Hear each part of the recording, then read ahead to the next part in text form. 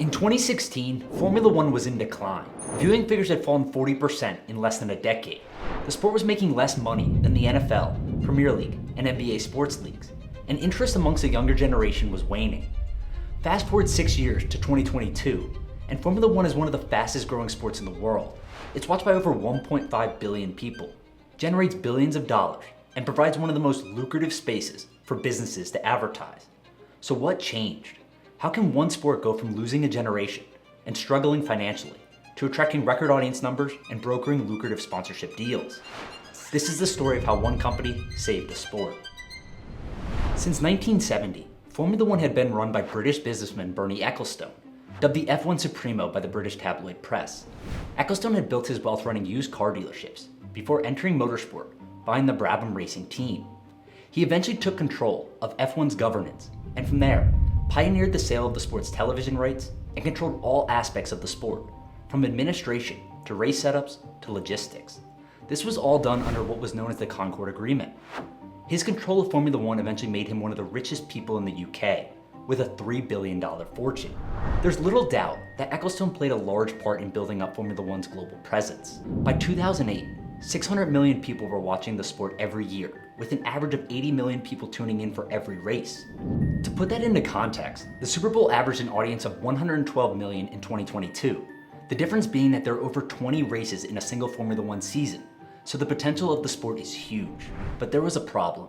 Between 2008 and 2016, audience numbers were falling.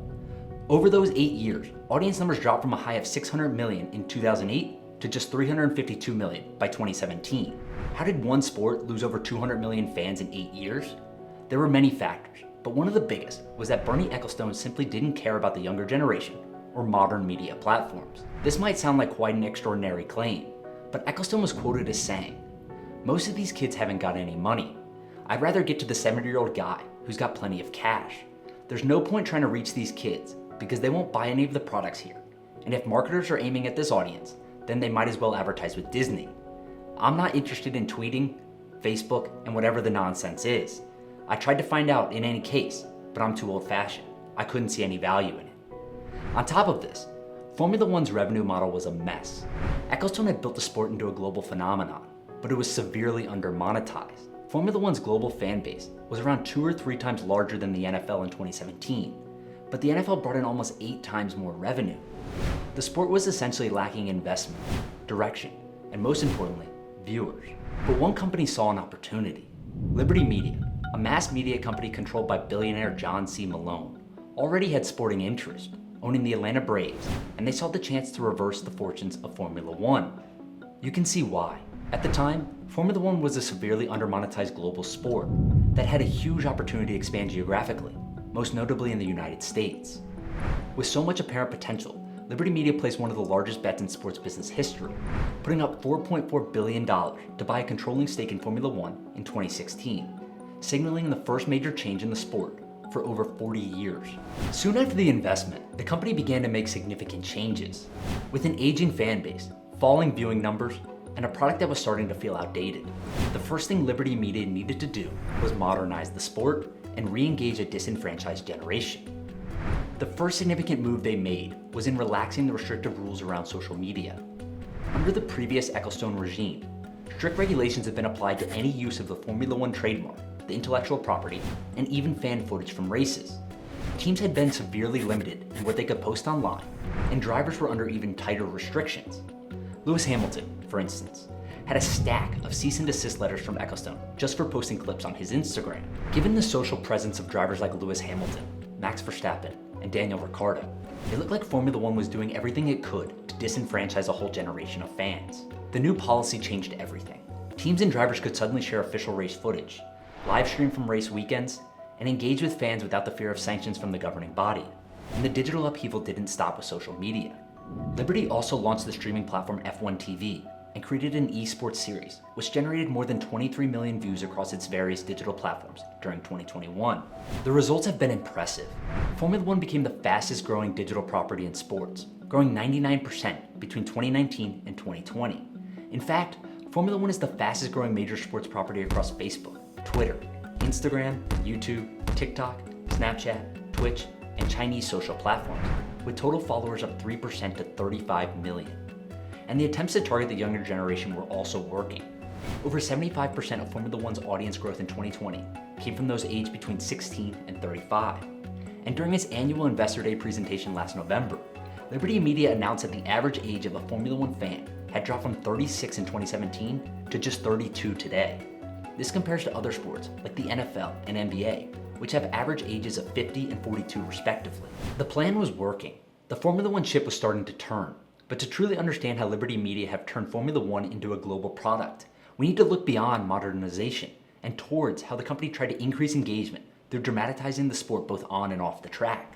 For years, Formula One has struggled with being labeled as boring, processional, and dominated by whoever had the fastest car. This could be the lead going for Hamilton.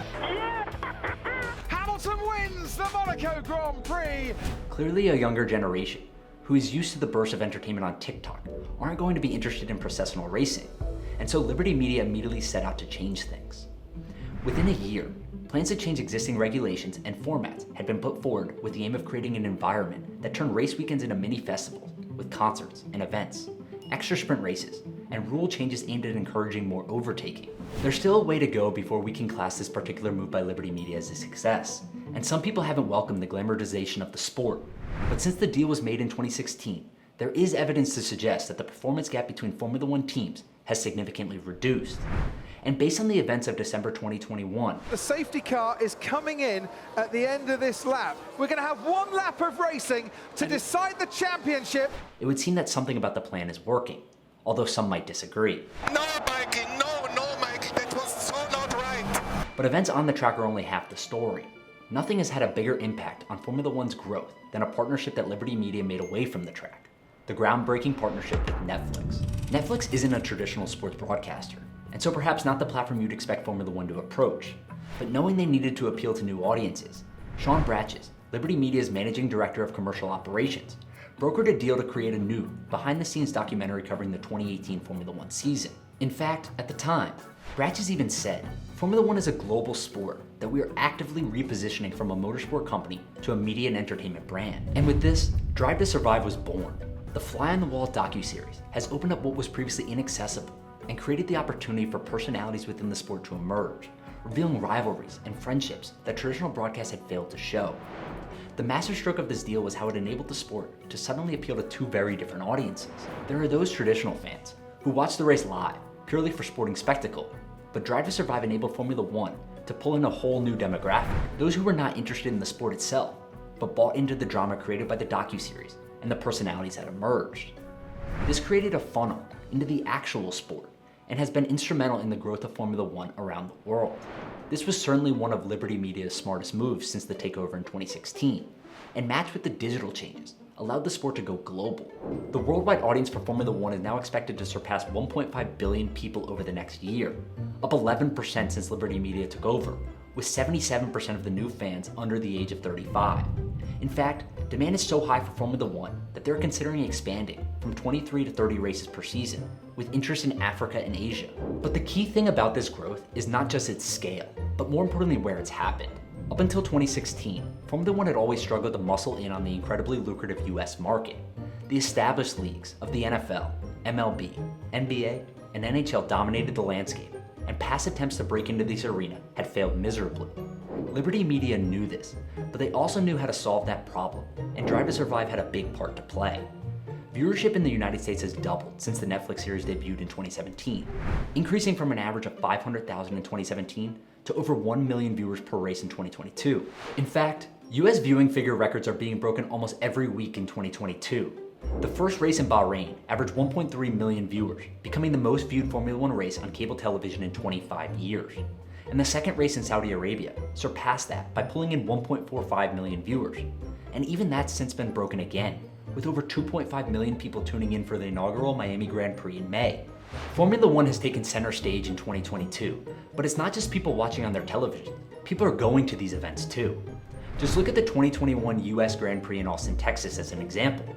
In 2018, attendance across the whole weekend was 264,000 people. By 2021, it had increased 51% to 400,000, making it the most attended Formula One weekend in history, and perhaps more notably, was the first ever race for 70% of those fans. To put that into context, there were more new fans at the US Grand Prix in 2021 than the entire attendance in 2018. And it's not just the public that is interested either. The number of US companies involved in sponsoring or partnering with Formula One has more than doubled since Liberty Media's takeover. In 2015, there were 45 US headquartered companies in the sport. By 2022, this had increased to 108. But Liberty Media aren't stopping there with their US expansion. They're doubling down. This year saw the first race in Miami, with Formula One planning to race there for at least 10 years.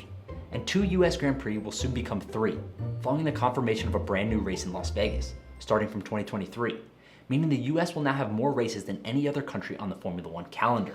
This means that Formula One has gone from being overshadowed by its sports league peers to a major player in the United States sporting landscape. But it's not just in America that the strategy seems to be working. The $4.4 billion bet is paying off economically too. Formula One's stock price is up 250% since 2016, and Liberty Media has already made billions of dollars on the deal. And in 2021 alone, Formula One's total revenue climbed to $2.14 billion, and the deals keep coming in.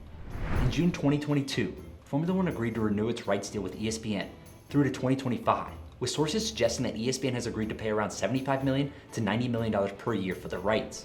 This is a monumental increase on the current $5 million per year deal that they have in place, which was signed in 2019, and is more evidence of just how much the sport has grown in the United States over the past few years.